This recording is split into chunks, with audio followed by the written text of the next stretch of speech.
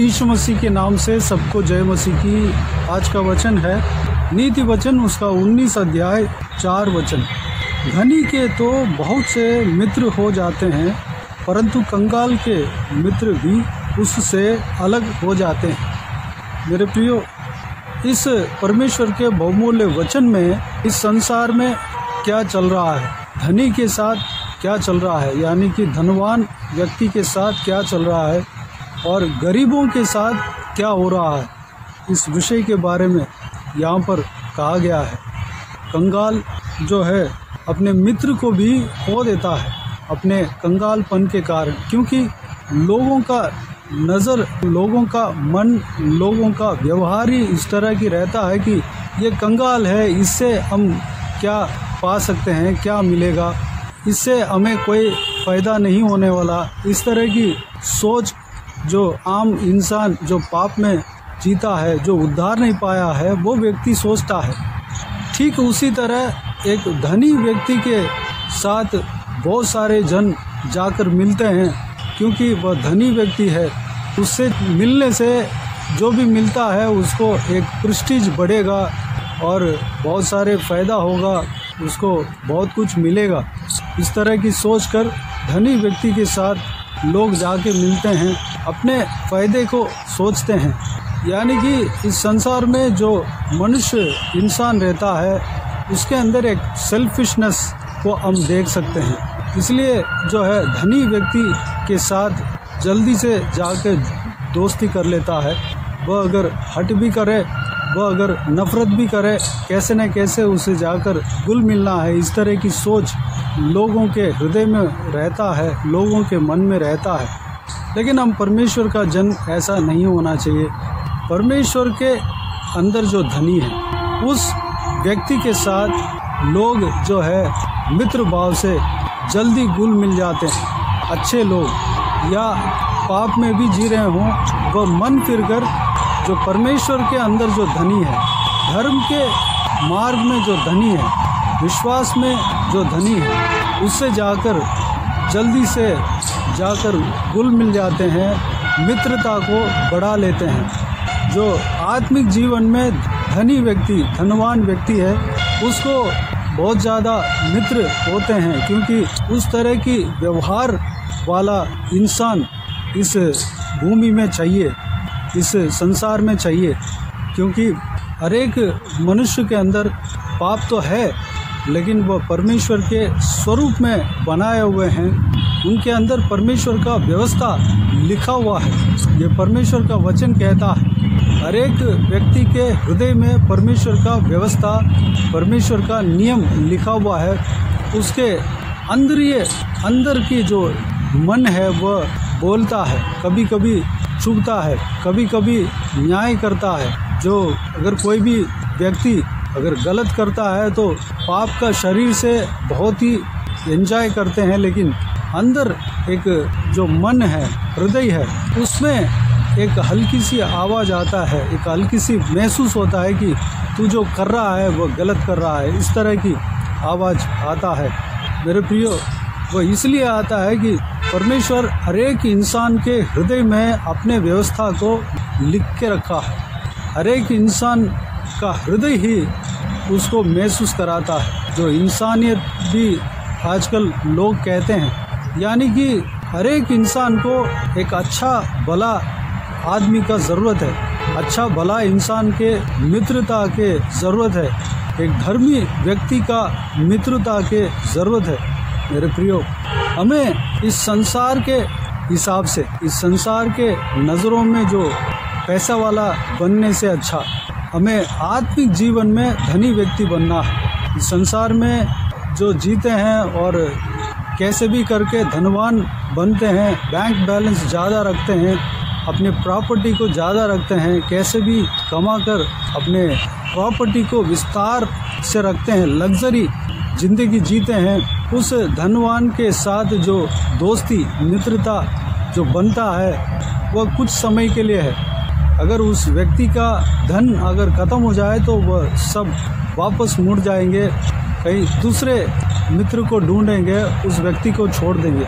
लेकिन परमेश्वर के जन, जो परमेश्वर के साथ चलने वाला, परमेश्वर के पीछे चलने वाला व्यक्ति, परमेश्वर के पीछे चलने में अमीर जो व्यक्ति है, उसके साथ जो मित्र घुल मिलते हैं वह वाकई में कुछ गहरी प्रेम उनके अंदर रहता है, गहरा मित्रता उनके अंदर रहता है, क्योंकि परमेश्वर के पीछे चलने वाला उस व्यक्ति की तरह उनको मित्र चाहिए रहता है। क्योंकि चारों तरफ इस संसार में जहाँ भी देखो धोखा, चोरी, मार पिटाई, लूटबाजी, एक दूसरे को गिराना और धोखा देना, ये सारे बातें देखने को मिलता है।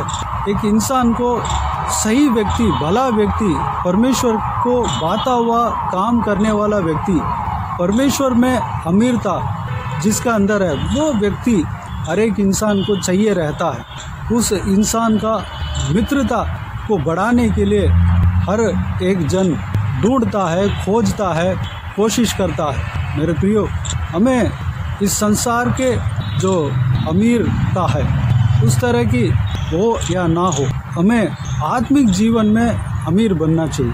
अगर हम आत्मिक जीवन में अमीर व्यक्ति बनेंगे तो मित्रता अपने आप बढ़ेगा, हमारे साथ बहुत लोग घुल मिलेंगे, सच्चे लोग घुल मिलेंगे। हम जो धर्म के मार्ग में चलते हैं तब जो मित्रता हमें मिलता है वह सच्चा होता है, वो प्रेम जो है सच्चा होता है, वो प्रेम जो है गहरा होता है। मेरे प्रियो, हमें आत्मिक जीवन में अमीर व्यक्ति बनना है। आत्मिक जीवन में कंगालपन अगर जिसके अंदर है उस व्यक्ति को कोई भी जन छोड़ देगा, क्योंकि इस संसार के लोगों को जो प्रेम चाहिए, जो कंफर्ट चाहिए, उस व्यक्ति से नहीं मिलेगा।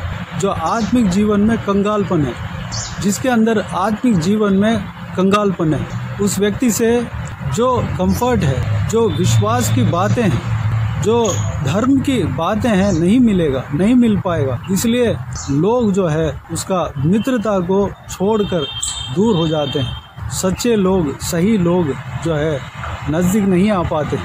हम इससे अलग रहना ही हमारे लिए अच्छा है, इस तरह की सोचते हैं। मेरे प्रियो, हमें आत्मिक जीवन में अमीर व्यक्ति बनना है। आत्मिक जीवन में कंगालपन को हमें दूर करना है। आत्मिक जीवन में अमीर व्यक्ति कैसे बने? परमेश्वर के मार्ग में जब हम बढ़ते जाते हैं, आत्मिक जीवन में आगे बढ़ते जाते हैं, तो हम आत्मिक जीवन में अमीर कहला जाते हैं। हम परमेश्वर के वरदानों को पाते हैं, परमेश्वर के दर्शन को पाते हैं, परमेश्वर के वचनों का भेद को जानते हैं, तो हम आत्मिक जीवन में अमीर व्यक्ति कहलाते हैं। हमारे मुंह से परमेश्वर का वचन निकलना चाहिए, हमारे मुंह से परमेश्वर के वचन के अनुसार की बातें निकलना चाहिए, तब हम आत्मिक जीवन में अमीर व्यक्ति कहला जाते हैं। मेरे प्रियो, इस बहुमूल्य वचन के अनुसार चलने के लिए, आत्मिक कंगालपन को हमारे जीवन से दूर करने के लिए, जो शारीरिक हिसाब से कंगालपन नहीं बल्कि आत्मिक दिशा में जो कंगालपन है उसको हमें हटाना है।